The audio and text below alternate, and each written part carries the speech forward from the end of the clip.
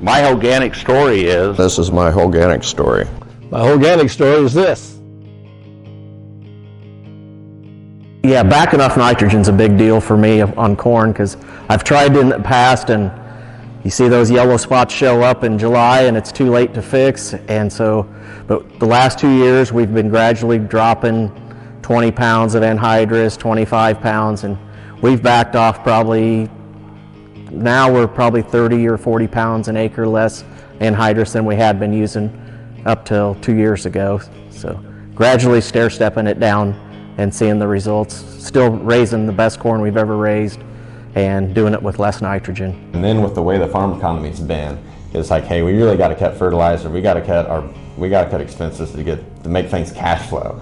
And so we were like, hey, the last thing we want to do is cut fertilizer, and because that's going to cut yield is what we always thought. That's kind of what you're taught, I guess, is less fertilizer, less yield. And so when we had that tough decision of, hey, we got to cut something, we got to do something, let's cut fertilizer, but let's use Holganix, that made us feel better as far as in maybe it's not going to hurt our yield. And lo and behold, Dad's the one that kind of went all in on it and dropped his in like 40 units. And we all like, I don't know, that's pretty crazy.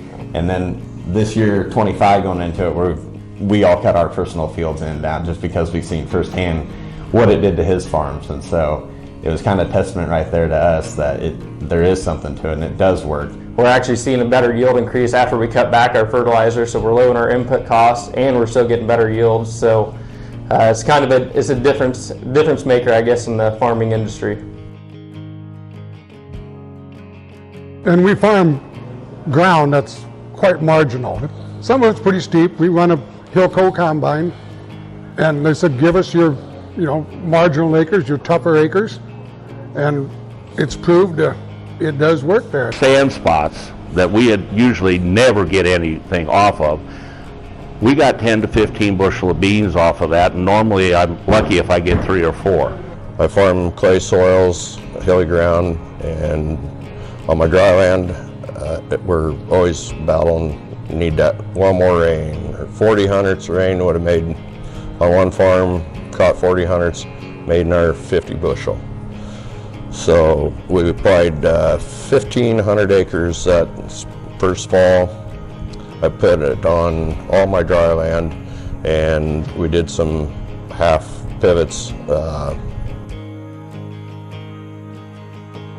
And we love to combine our corn between 30 and 25%. It just seems like that's where the yield's at. That's the sweet spot of it.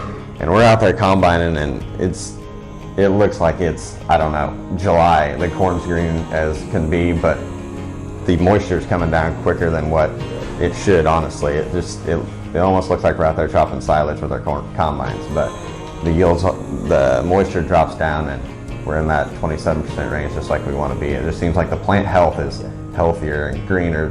I don't know, there's something to it. It's hard to describe. It looks green and the plant looks so healthy, but it actually still dries down really quickly, just with the rest of the stuff.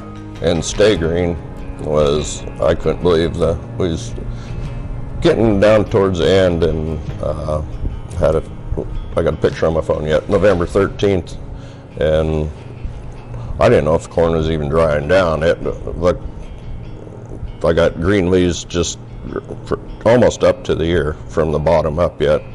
Just the healthiest looking field, and tassels all in. And it was 18 moisture corn, but the plant health was just, that's what you dream of picking. Yeah. One of the biggest places I seen a difference was increased soil tilth, the ground softer in the spring. Early spring, I was cutting trees on fence lines, driving across the field with a tractor and loader, and tractor was sinking in. I'm like, must have had a good freeze-thaw effect. Drove on the other side where the Holganix wasn't used, and I wasn't sinking in. Didn't think about it, and then it dawned on me, well, I sprayed Holganix on this side. And so it just helped with the soil compaction. We also did some testing. We chopped a fair amount of silage, compared it to some other products. Holganix proved to be 2 ton an acre better at the end of the day.